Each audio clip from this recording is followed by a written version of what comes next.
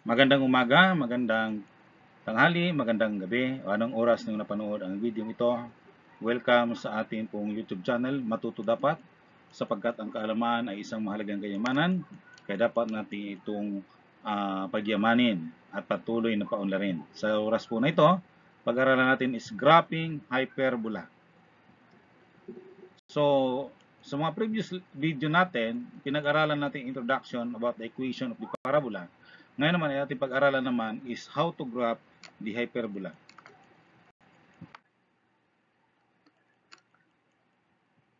Okay, the standard form of the equation of a hyperbola with h comma k as the center and the major axis is parallel to the x-axis is this one. X minus h quantity squared divided a squared minus y minus k quantity squared divided b squared equals 1. So, nauna si x, no? Since the positive coefficient ay kay x, at ang a and b position natin ay the same, ang y squared natin, the coefficient is negative. And these are the vertex located at h plus minus a, comma k. The foci located at h plus minus c, comma k. And the co-vertex is located at h, comma k plus minus b. Kapag sa y-axis naman, na doon parallel yung ating major axis, then ito po ang maging formula. Y minus k quantity squared over a squared minus x minus h quantity squared divided b squared equals 1. So, dito naman mauna si k, si y, no? Si y naman, y minus k, yun ang po mauuna. Ibig sabihin, yung coefficient ng y squared ay positive.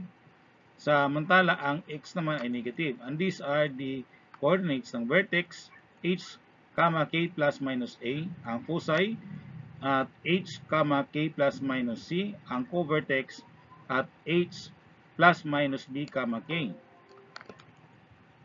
Okay?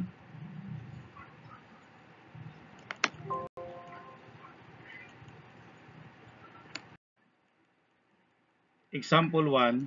Given the standard form of an equation for a hyperbola centered at the origin, sketch the graph y squared over 16 minus x squared over 9 equals 1. So, since y squared lang siya, so let's say minus 0.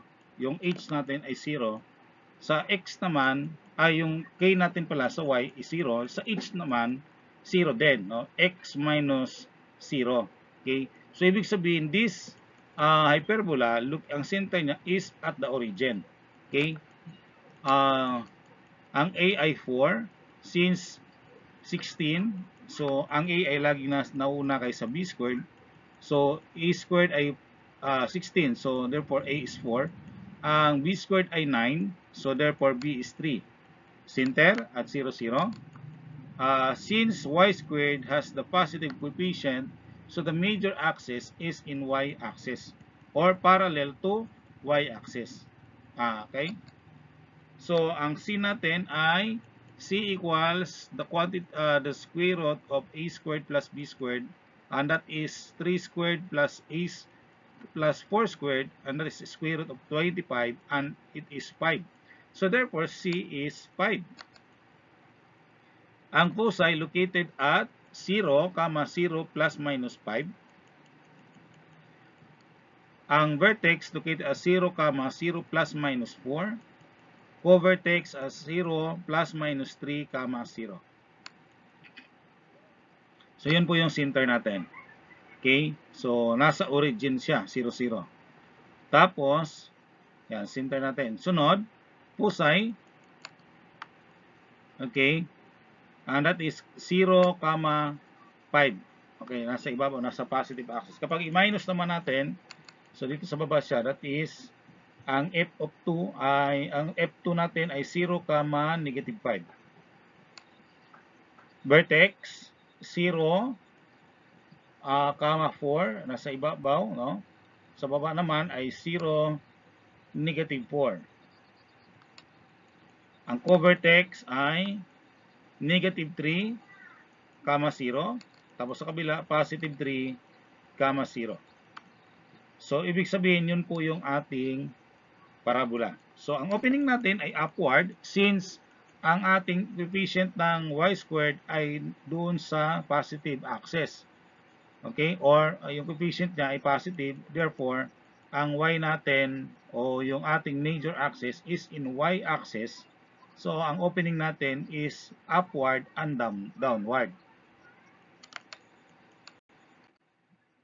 Example 2. Sketch the graph of the hyperbola with an equation of x minus 3 quantity squared over 25 minus y plus 2 quantity squared over 16 equals 1.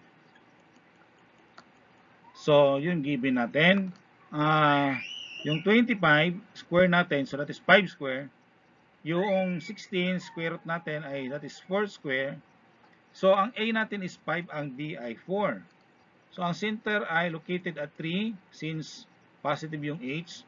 3, negative 2. Okay, so H is 3, K is negative 2.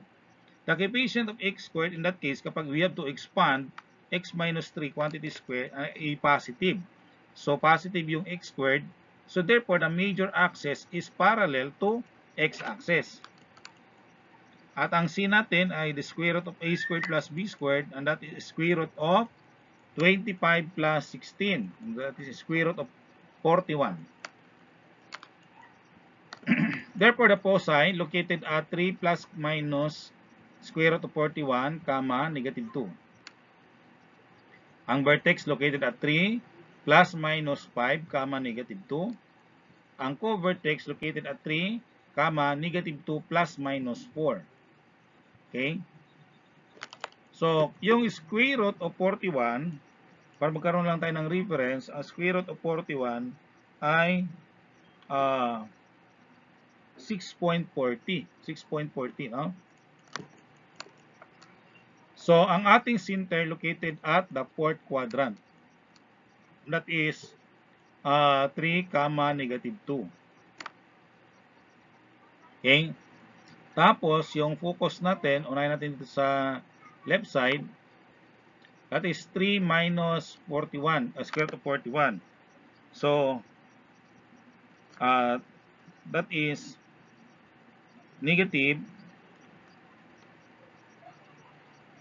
okay, that is negative 3.40, 2, negative 2. Okay? Tapos, sa kabila naman ay, that is 9.4, negative 2. So, ibig sabihin, medyo malayo ng konti, no? Ang ating vertex, located at, yan, 3 minus 5 ay that is negative 2, negative 2. 3 plus 5, that is 8, negative 2. So, yung focus, medyo malayo kasi sa vertex, no? Yung co-vertex, that is 3, located at 3, negative 2 plus 4 ay positive 2. So, 3, 2. Tapos, sa baba naman, 3, negative 6. So, that is negative 2 minus 4. Okay? So, ito yung magiging parabola natin. Okay? Opening to the left and right. Okay?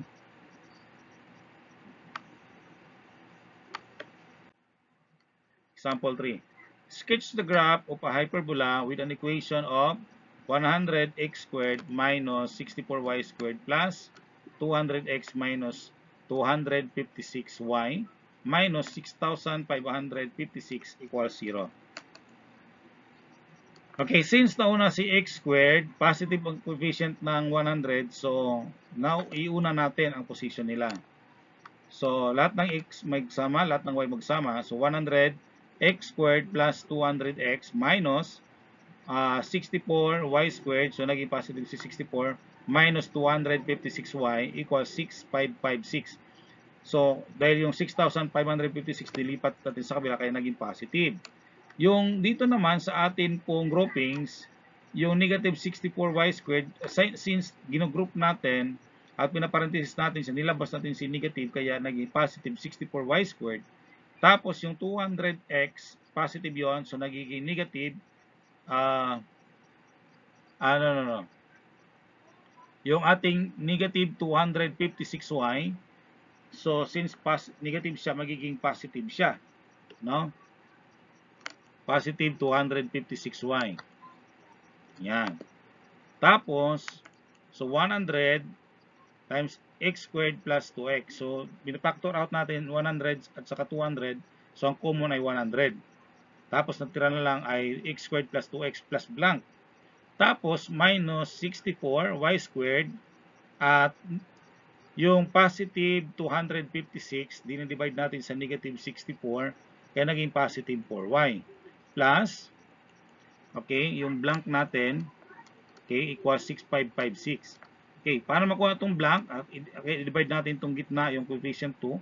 So, 2. So, 2 divided 2 is 1. 1 squared, o 1 times 1 is 1. So, 1 dito. Tapos ito sa kabila naman, 4 divided 2 is 2. 2 times 2 ay 4. Kaya 4 idagdag natin dito. So, ayan. So, 100 tapos 1. Dito ay 4. Okay? Now, nagdagdag ka ng 1 dito sa x squared plus 2x. So, is 1. Pero may 100 ka naka-times dito. So, 100 times 1, so 100. So, dagdag ka 100 sa kabila. Dito naman, nagdagdag ka ng 4, pero may negative 64 dito sa labas ng parenthesis.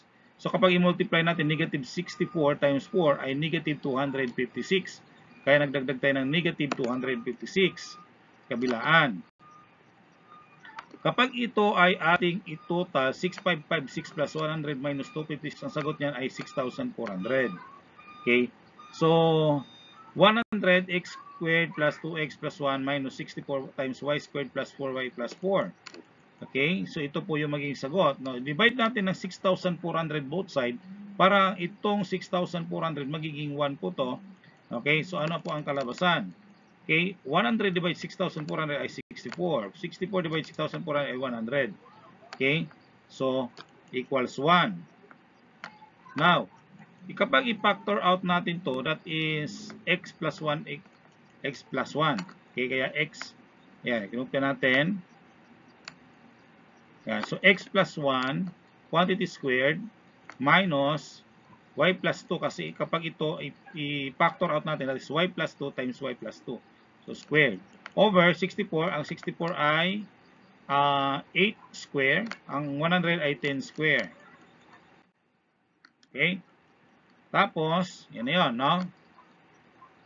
So, natin gagawin, kunin na natin yung given. So, yung ating A ay 8, yung B natin ay 10. So, dito po yung nakukuha natin, no? Yung 8 squared, tapos 10 squared. So, dito, ito yung A, ito yung B. Ang ating center ay negative 1, negative 2. Okay? So, ngayon, ang ating coefficient ng x squared ay positive. So, it is parallel to the x-axis, yung major axis. So, to find C, square root of a squared plus b squared, that is square root of 10 squared plus 64 squared, that is square root of 164, or equals to 2 times square root of 41. Okay, so ang focus located at negative 1 plus minus 2 times square root of 41 minus 2, negative 2. Ang vertex ay negative 1 plus minus 8, negative 2. Ang ating co-vertex located at negative 1, negative 2 plus minus 10. Okay? So, sa focus natin, that is 1. Unahin natin si 1 minus 2, 41. Okay? But by the way, yung ating center pala ay located sa third quadrant. So that is negative 1, negative 2. Okay? That is the center. Nasa third quadrant siya. Tapos focus, ayan. Unang focus nandito sa third quadrant pa rin. That is, kapag yung negative 1 minus 2 times square root of 41, i-convert natin sa decimal, that is negative 13.81. Okay? Tapos,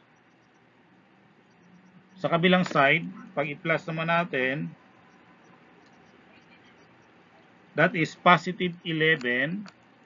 Ayan, oh. So, dyan naman sa kabilang side, that is positive 11.81, negative 2. Ang vertex ay negative 9, negative 2. Yan.